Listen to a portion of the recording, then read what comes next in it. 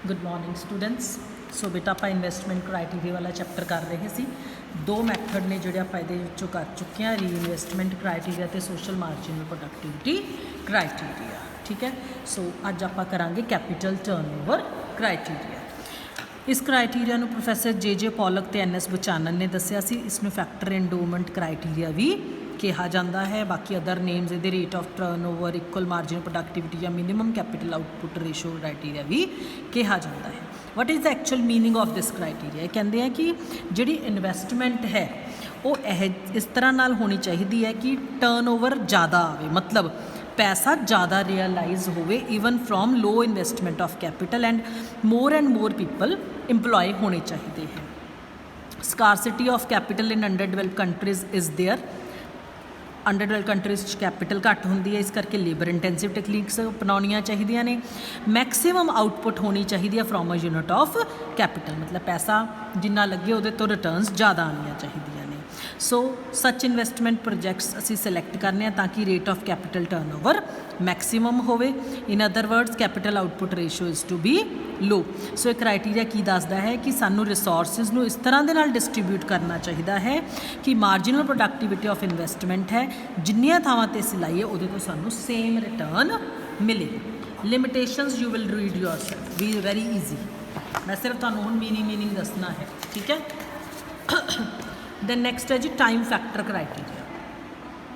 Professor AK Sen ने time factor criteria है जोड़ा वो दसिया सी। वो कहते कि इस क्राइटेरिया के अकॉर्डिंग टाइम एक इंपॉर्टेंट फैक्टर होंदा है। कोई भी इन्वेस्टमेंट करन तो पहला असी ये देखना है कि वो कदों तक सानू returns दऊगी।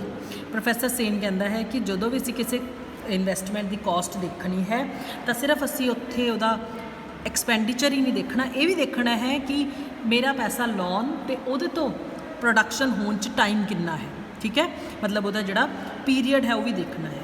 If the choice is to be made between any two programmes of investment, एक जोड़ा अपन हायर आउटपुट दे रहा है स्टिपुलेटिड टाइम दे विच, दूसरा जोड़ा सानू हायर आउटपुट दे रहा पर टाइम ज़्यादा ला रहा, तो सानू किहड़ा चूज़ करना चाहिए है? Higher output within stipulated time period. Professor Sen ने लिता है एक टेबल। वो कहता दो इन्वेस्टमेंट प्रोजैक्ट्स ने मेरे को, प्रोजैक्ट H तो प्रोजैक्ट L। प्रोजैक्ट H विच कैपिटल ज़्यादा लगती है, प्रोजैक्ट L दे विच लेबर ज़्यादा लगती है। कंट्री को 10 साल का टाइम पीरीयड है।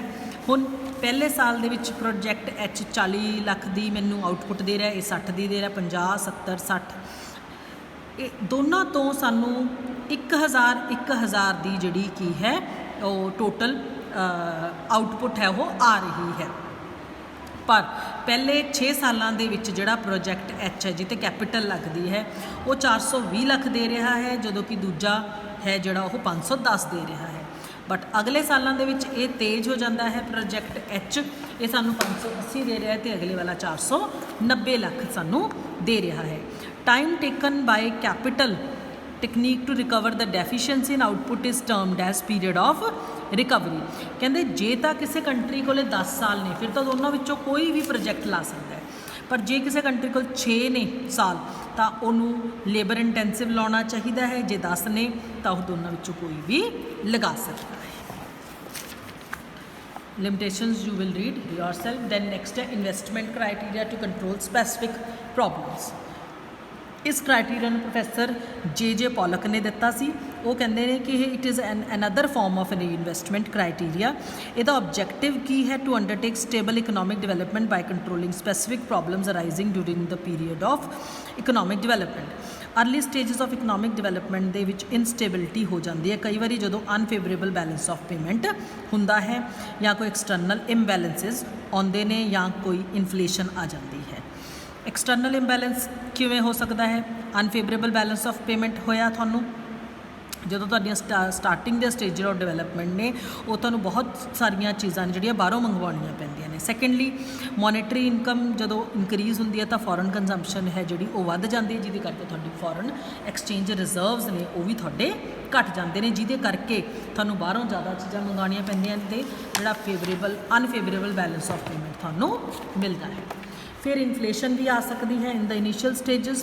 ह्यूज पैसा है जोड़ा थोड़ा वो लगता है प्रोजैक्ट्स जिन्हां दा जस्टेशन पीरियड लंबा होंदा। जस्टेशन पीरियड का मतलब है जो थानू रिटर्न देनियां शुरू करते हैं। इस करके मॉनेटरी इनकम लोगों की की हो जाती है, वध जाती है, पर कंजम्पशन गुड्स उस हिसाब नाल नहीं वध रही होंदियां, जिहदे करके इन्फ्लेशन आ जाती है। Then employment absorption, Ragnar Nurkse ने यह क्राइटेरिया दिता सी, वो कहता है कि सानू इंपलॉयमेंट अपॉर्चुनिटीज़ नू वधाउण की कोशिश करनी चाहिए है। जो बहुत ज़्यादा अनएम्पलॉयमेंट होंदी है तो अंडर एम्पलॉयमेंट तो डिसगाइज्ड अनएम्पलॉयमेंट एग्रीकल्चर सैक्टर च पाई जाती है। कैपिटल की शॉर्टेज है, लेबर ज़्यादा है, इस करके अनएम्पलॉयमेंट नू खत्म करने वास्ते सानू ऐसी इन्वेस्टमेंट जिहड़ी पॉलिसी अपनानी चाहिए जिहदे नाल इंपलॉयमेंट अपॉर्चुनिटीज़ वध सकन, कैपिटल सेव होवे, लेबर ओरीएंटेड प्रोजैक्ट्स ने वो लगाइए ताकि इंपलॉयमेंट अपॉर्चुनिटीज़ इनक्रीज़ हो जान ते डिसगाइज्ड अनएम्पलॉयमेंट खत्म करके असी प्रोडक्शन नू वधा सकें। इहदा क्रिटिसिज्म तुसीं पढ़ना है। सो डॉक्टर ब्राइट की कहते हैं कि इन्वेस्टमेंट क्राइटेरिया डिफरेंट इकोनॉमिस्ट ने दिता, वो बिल्कुल ठीक नहीं है। सानू कोई भी एक पर्टिकुलर क्राइटेरिया असी चूज़ नहीं कर सकते, क्योंकि किसी भी एक ऑबजैक्टिव ऑफ ग्रोथ में असी ध्यान में रख के काम नहीं कर सकते। So despite various shortcomings investment criteria जिहड़ा चल रहा है वो कह जा होना चाहिए है according to the planned development programmes of the different countries के हिसाब का होना चाहिए है। सो कोई बहुत ज़्यादा इंपॉर्टेंट चैप्टर नहीं है बेटा, पर तुसीं 6 ਦੇ 6 मैथड्स ने जिहड़े ये करने ने, राइट। सो इस तो बाद आप चॉइस ऑफ टेक्निक वाला चैप्टर करांगे। This chapter we are not going to do, तो फिर अपने को सिर्फ मॉडल्स रह जाएंगे। Try to come in classes ताकि आप ये मॉडल्स ऑफ ग्रोथ है ये कर सकें। So till then goodbye, have a nice day.